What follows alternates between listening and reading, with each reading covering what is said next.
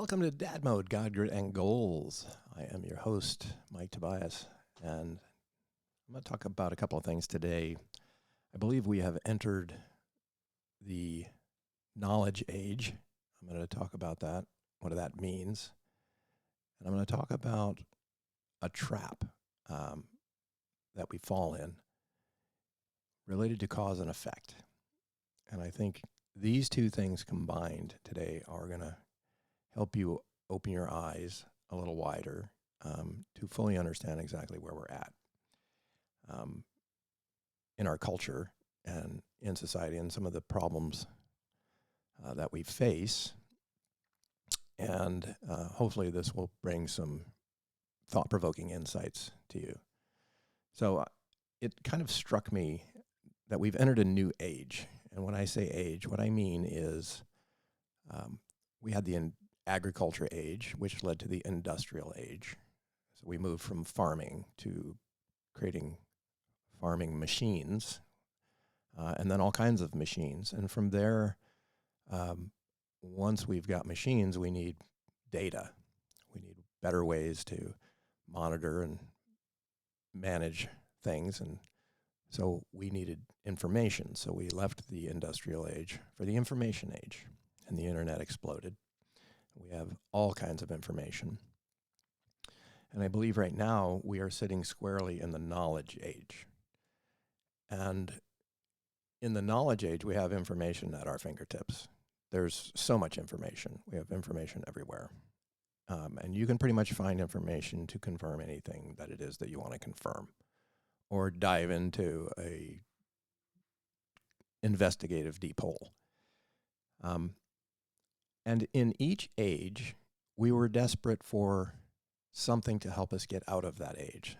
So in the agricultural age, we were desperate for farming machinery to become more efficient.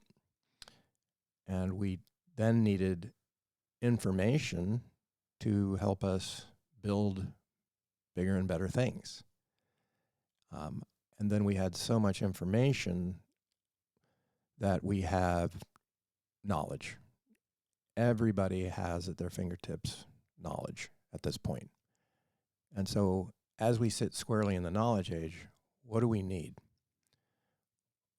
I believe we need discernment.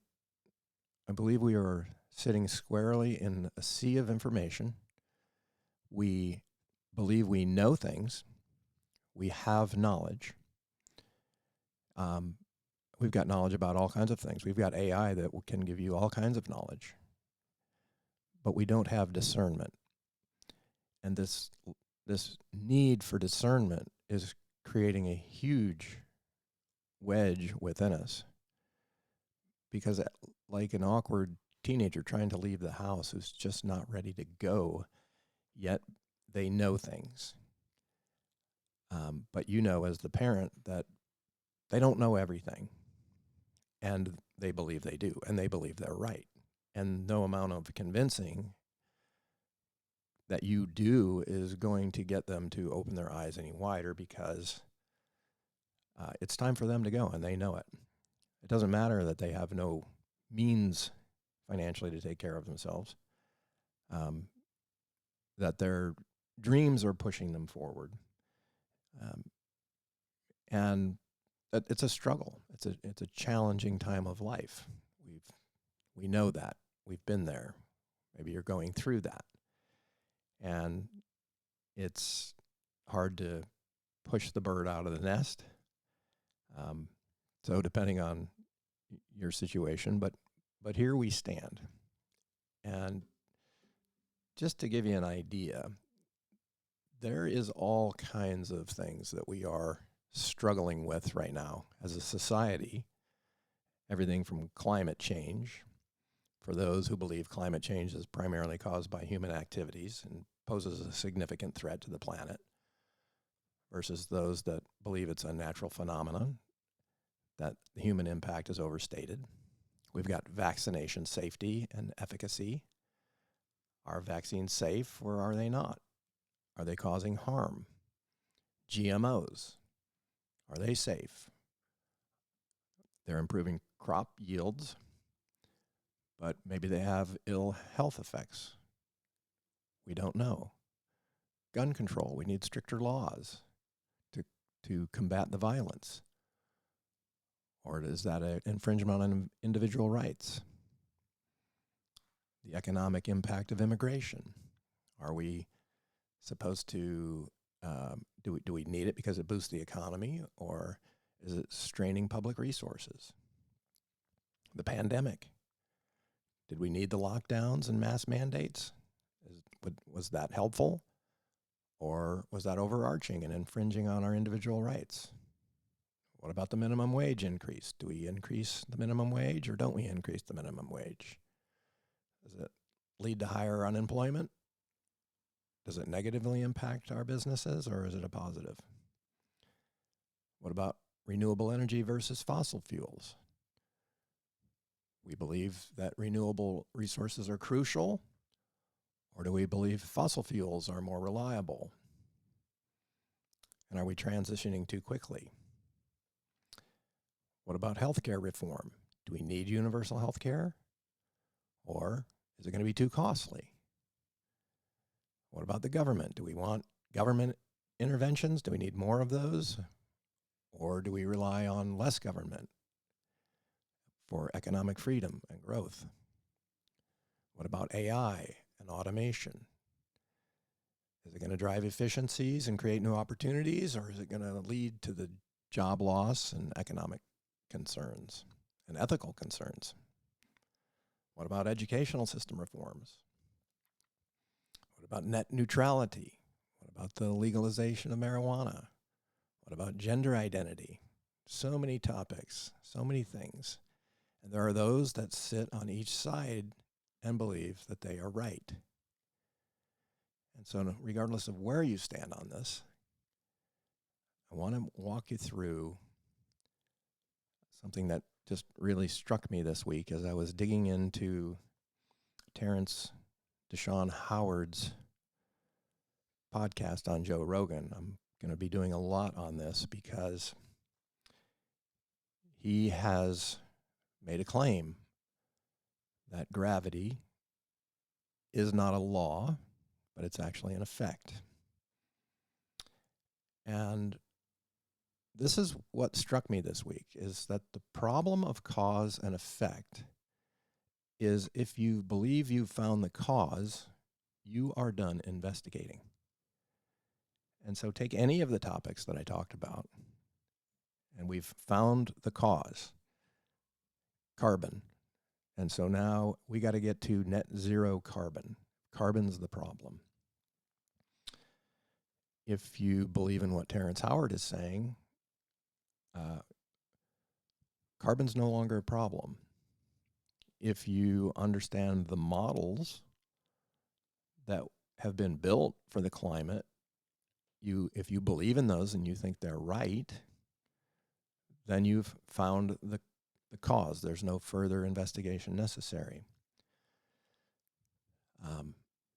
Terrence Howard was saying that gravity is an effect and not a cause.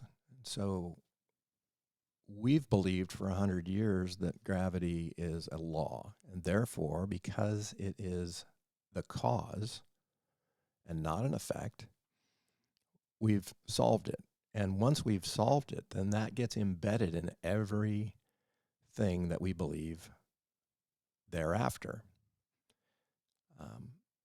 I was talking with my son the other day, and he's been battling sinus infection, and they can't figure out where it's coming from. And he wants an answer, and rightly so, because it's been dragging on and on. What is the cause?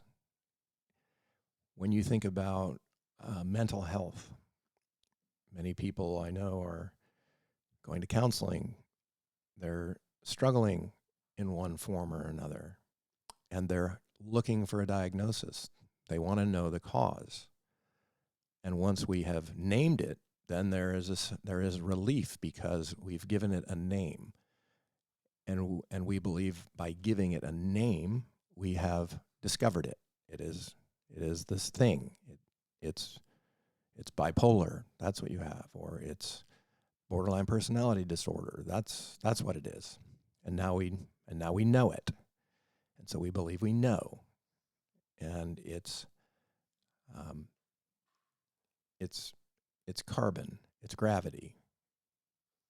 Once we name it, then we're done. We have all of the knowledge that we need, and we can put it aside. Now, we may not like the answer, but there's a calming effect on us. Think about that. Once we're so desperate to identify it so that we can get the relief that we want. Nobody wants to sit in pain. And so it gives us certainty. And I want to tell you that certainty is an illusion. When you find the initial cause of something, you get this false sense of closure. And I'll give you an example. I think the world right now is not believing Terrence Howard because we are so certain about we're so certain about gravity. We're so certain about Newton's law. We're so certain about Einstein's E equals mc squared. And we can rely on these things. We desperately want structures that we can rely on. We're so certain that gender is male and female, or we're so certain that it's fluid, that it can be anything you want, that it's assigned at birth. We're just certain about those things, and it gives us comfort.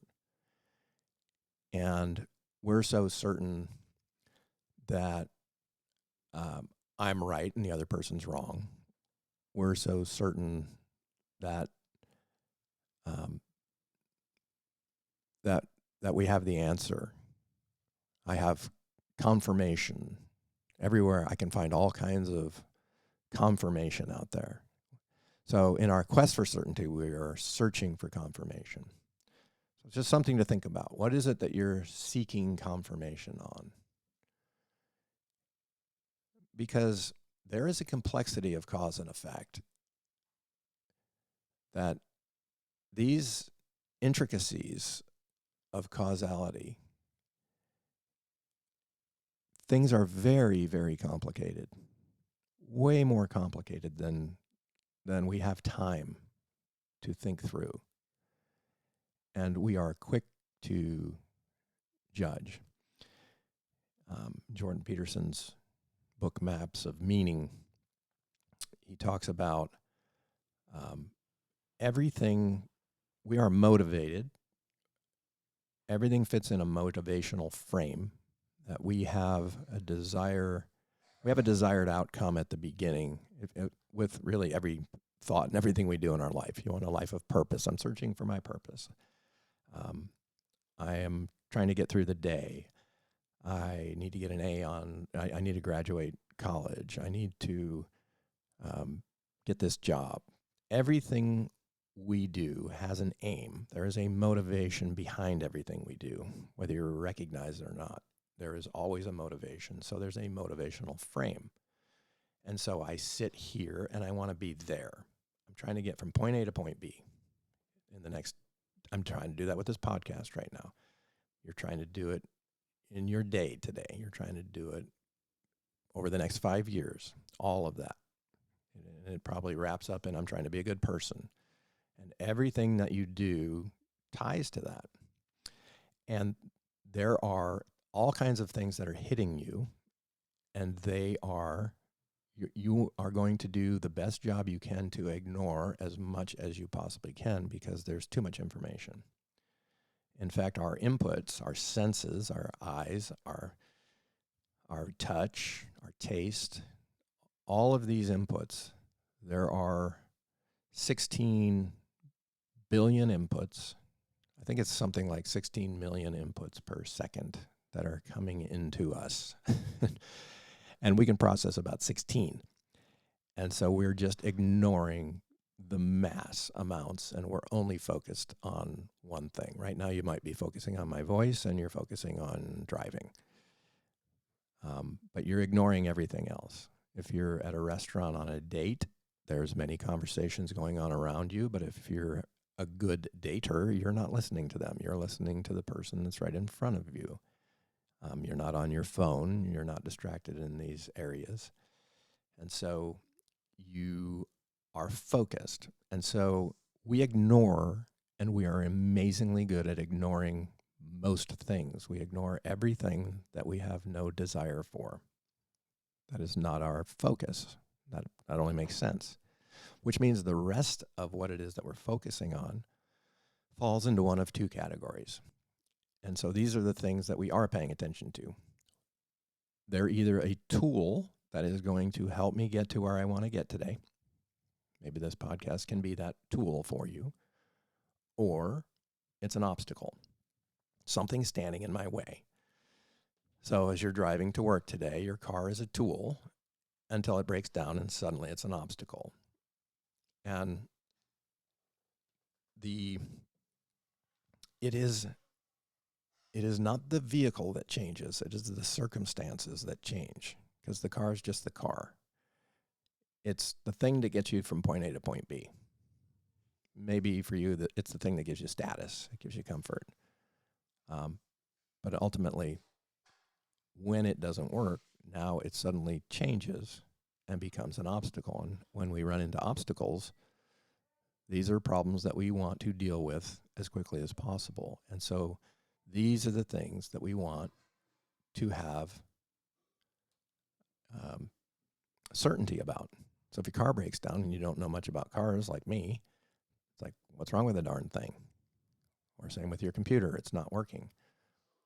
What's the cause? I don't know. Turn it off, turn it back on. I don't know how they work. It's just not working. What do I do?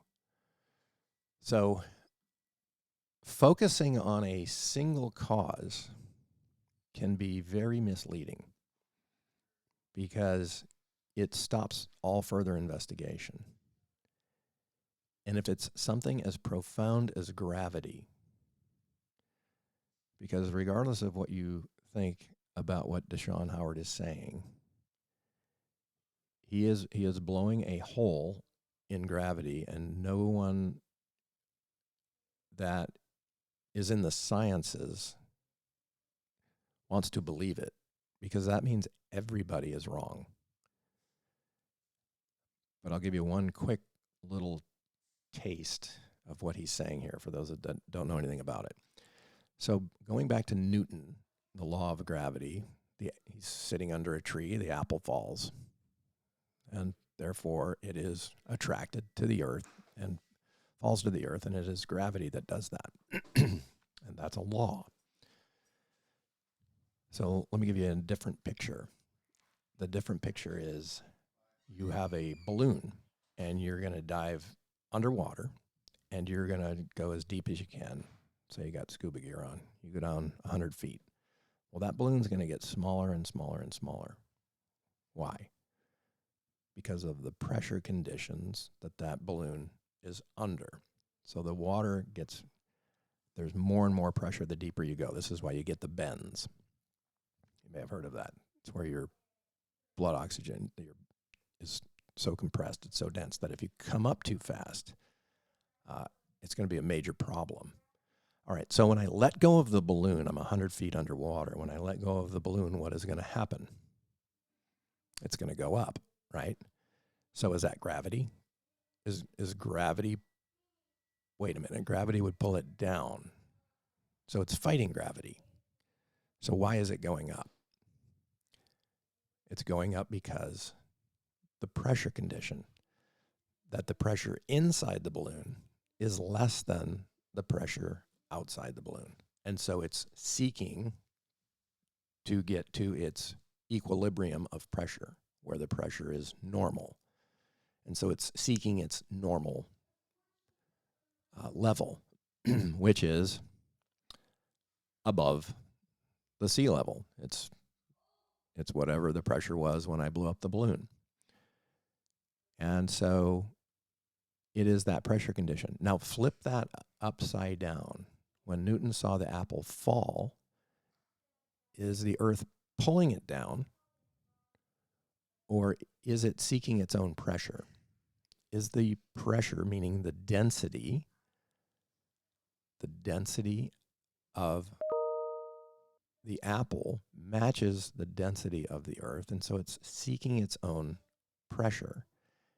And so if something's coming down, what was filling behind the balloon as it was going up? The water was filling behind the balloon, so the water was pushing it up. Well, the air is pushing the apple down because the air is trying to go up above the apple. And so it's pressure. This is exactly what Terrence Howard is saying. He is saying that there is an exchange. The water takes the place of the balloon. The air takes the place of the apple. They're the same thing. And so gravity is not a law. It's an effect. And those that are so certain about gravity and their equations cannot see that he might be right. Because once you have a cause, then you can stop looking. And so this is, hope that makes sense. We so desperately want to cling to the things that we know. And we are in this knowledge age where we know things. I just know it. And you know for sure that there are things you know, and there are things you don't know. There's absolutely a ton of things you know you don't know, and you're free to admit them. The danger comes in when the things that we know to be true are actually not true. And that is when we are operating under a false pretense. And false pretenses lead us in the wrong direction. And this is why I think there are so many challenges with mental health, as an example. We don't know exactly what's going on with the brain. We've learned a lot more about brain science, but psychiatry and counseling and all of these things, they are practiced. Medicine is practiced. Law is practice. Why are they practicing? They're practicing because they don't fully know. Get your head around that for a minute. They don't fully know. They are taking a stab. They're guessing. Could be this, might be that. When we build a model, when we build things on probabilities, you want to go to a school and you want to know, well, how many people graduate and get a job? You want to know how many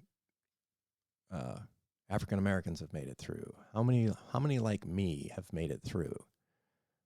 Well, there's nobody like you. See, we use probabilities, and I'm big on probabilities. It's important, but a probability is not a law. It's just a probability. Might be that. It's not certainty, and it's certainly not a law. So, just recognize that when you claim an identity, that's when it even gets worse. I'll give you an example. And I think when you say, I am something, I am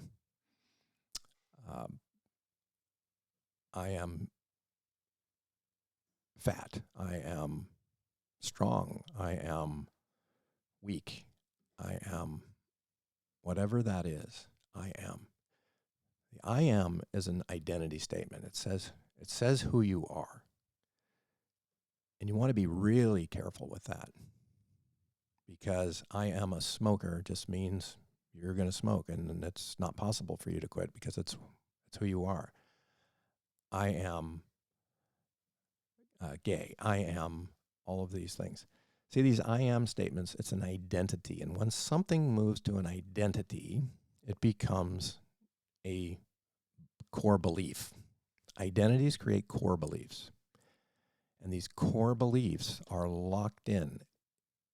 It is now the cause. And because I am who I am, these things, this is my station in life. This is a fixed mindset. You have closed yourself off to all other possibilities. You can't quit smoking when you say, I am a smoker. Well, I am a smoker. Or I am gay.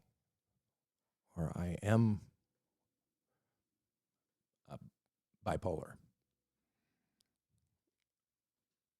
No. Those might be attributes of you, but it's not who you are. And I want to separate those things. Not saying you're not struggling with mental health or you're struggling with smoking or some habit, but it's not who you are. So I'm going to tie this to something that's in the Bible, which is do not use the Lord's name in vain. Well, what is the Lord's name? The Lord's name is Yahweh. And what does Yahweh mean? It means I am. When Moses met with God, he said, I am. He said, who are you? He said, I am the I am. He is the essence of being. I am. And when we use I am in vain, we're giving it a label that is not true.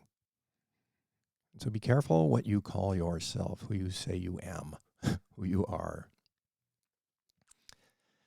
I think that's part of the discernment. You can use this to your advantage. And I'll tell you, this is what I did. This is exactly what I did. I've lost 30 pounds. I'm in better shape at my age right now than I was in my 30s. And it's because I stopped saying I used to be an athlete and I said I am an athlete. Because I have an athletic mind. My body can't do what I used to do in my 20s. But my mind, I could claim that. I'm an athlete. You might say, I'm a Christian.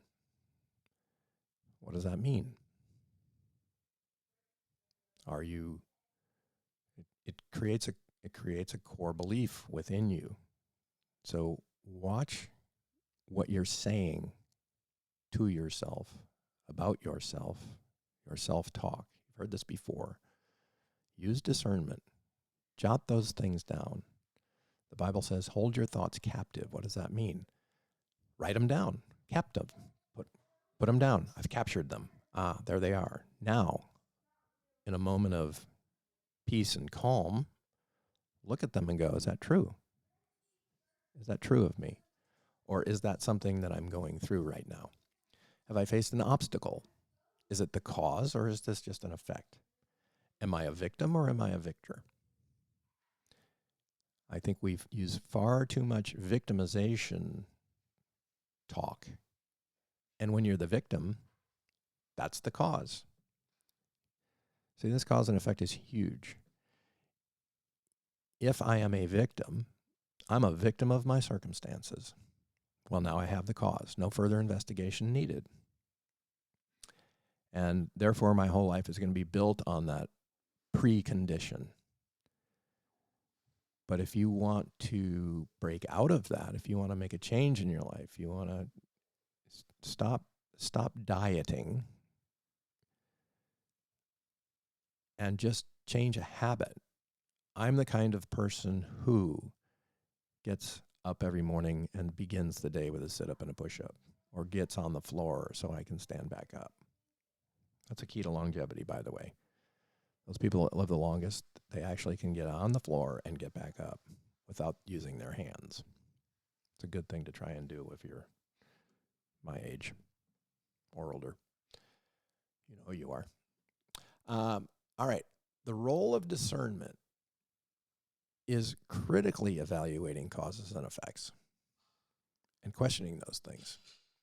So I would challenge you to really question some of these things that you believe are the way and the only way.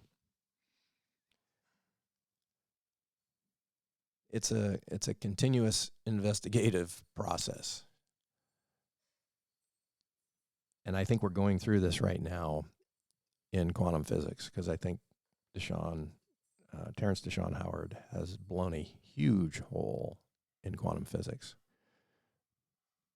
And he's pointed at gravity because everything is based on gravity. And if gravity is an effect, you might be asking what's an effect of? It's an effect of the electromagnetic field. And I'll give you a real simple example of that. You know what centripetal force is. So when you're spinning around, there was an old ride when I was a kid. You'd get on this thing and it would spin around like the tilt-a-whirl, right? And this is one that would just suck you up against the wall, and then the floor would drop off, and you were just hanging there, but you were stuck against the sides of this cage as it spun around. That's centripetal force. There is an opposite force called centripetal force, which draws you in. So it brings you into the center. It's hard to get your head around that one because the other one's easier to understand. So one is a force that's pushing out, and the other is a force that's pushing in. Well, it turns out that the electromagnetic field has both of those forces, centripetal, which is pushing out, and centripetal, which is pulling in.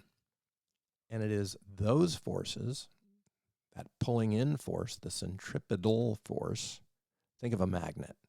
A magnet pulls itself into to the opposite side. So the North Pole pulls itself into the South Pole. That's a magnet. It's that pulling in. So that pulling in force is the cause. The effect is gravity. So gravity isn't a thing. It's a coefficient. It's not a law. It happens when the electromagnetic field. So think about how motors are built. If you've ever seen a motor, what do? You take a magnet and then you wrap a wire around it. So it's electricity and a magnet, and that creates motion. All right, now think about the Earth. The Earth has a North Pole and a South Pole. Sounds like a magnet. And it has the northern lights. Perhaps you've heard of the northern lights. That's electric. The electric magnetic field. You're seeing the northern lights. It's a thing. Okay?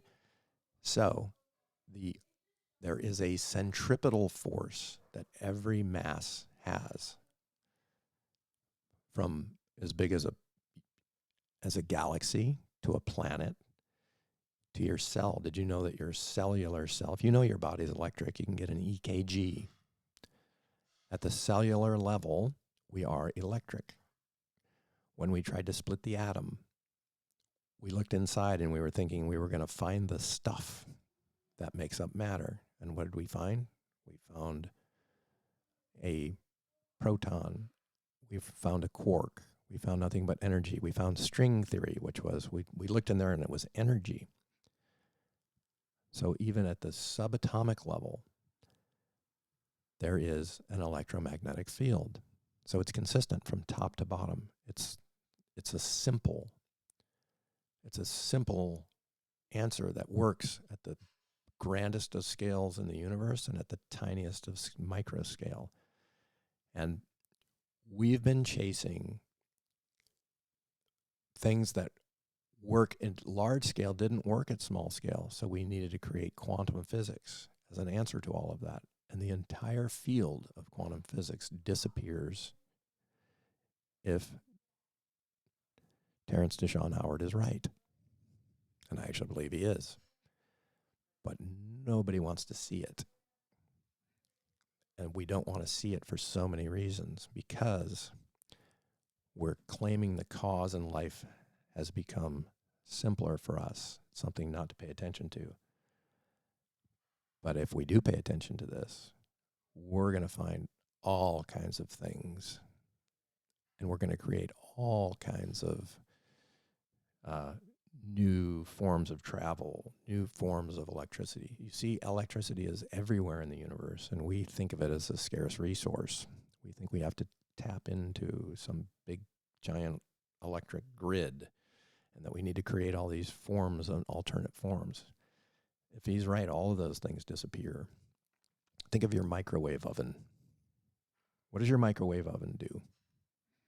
Okay, when I was growing up, we didn't have microwave ovens. You needed fire to heat food, some form of heat. And now we can just do it with a wave. Like, well, how does that work? And a wave. Isn't music a wave? Isn't color a wave? Turns out everything is a wave. Electromagnetic field is a wave. And when you perturbate the wave, when you hit the wave with another wave, you change the nature of the wave. And you can create a wave easily inside a microwave oven. That's what it does. It's a little generator that creates a wave. It's actually not hard to create a wave. It's not expensive to create a wave. And so it turns out there are waves that we didn't know about. And this is why he talks about the periodic table. Every element in the periodic table has a wave.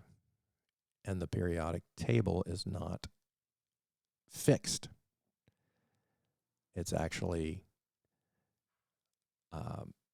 a set of waves. And waves have attributes. So think of the piano. There's middle C, and then to the left of that is low C, and to the right of that is high C. So they're all C's, but they have different wavelengths. And so the table of elements is like music. It actually unfolds. So I'm not going to get into all this, but so many things change with what he's saying. It is going in so many directions, and people are wanting to cling to certainty, and so they do not want to hear it. They don't want to investigate it. They don't want to see it. And it's a precondition. And this might be a precondition that we've been living with for hundreds of years, and we could have been wrong. And so it's fascinating. Anyway, so I'm going to be talking more about this because I think it's probably the greatest new thing that's going to fix a lot of things. It certainly has that hope. And it's something I've been investigating very seriously. So hopefully this has been helpful for you today. It's just something to think about, more deep thoughts, but the trap of cause and effect. And we should never stop investigating. The illusion of certainty. But I could be wrong. It's one of my favorite phrases. I could be wrong. And I could be. I often am. The role of discernment. We are in this knowledge age where we think we know everything, and like an awkward teenager, we're running off in directions, ill-prepared. Make investigation a continuous process. Look for the counterpoint. There's plenty of counterpoints, but we're so locked into the things that we know. We need to open our eyes a little bit wider and not be so certain for those things that we deem important. So hopefully this helped today. I love you. Have a great day. And use your discernment. Take care.